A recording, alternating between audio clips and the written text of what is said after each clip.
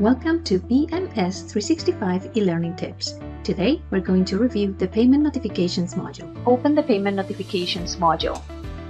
Select a check date, a bank account, and click Refresh. Now the app will show all the records on the main grid. Those are checks that have been created in Visual from this date on.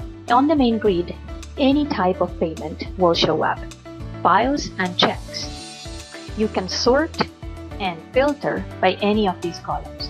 So for example, if I want to show just only checks, I can select those records that have the C payment method.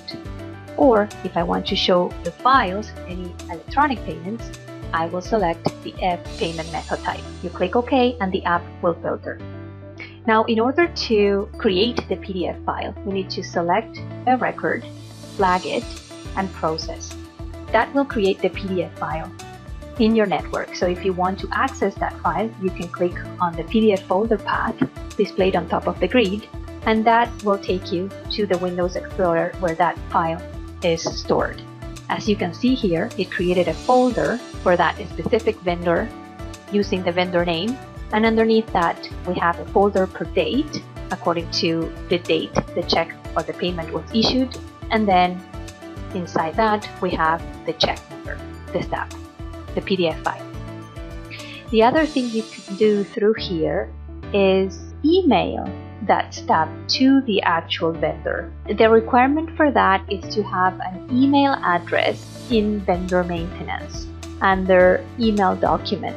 So the email will show up in the app next to the check record.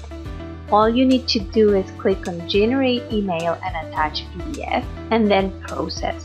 So what the app will do this time is it will create the payment stub in PDF, and it will also create an email using your Outlook. Attach that PDF to the email. You can see that the subject is also predefined here. You can predefine the body of the email if you want to use this functionality, so you don't have to retype it every time. And then the app will grab the email address attached to the vendor file and enter that in the to address in the email that has been created.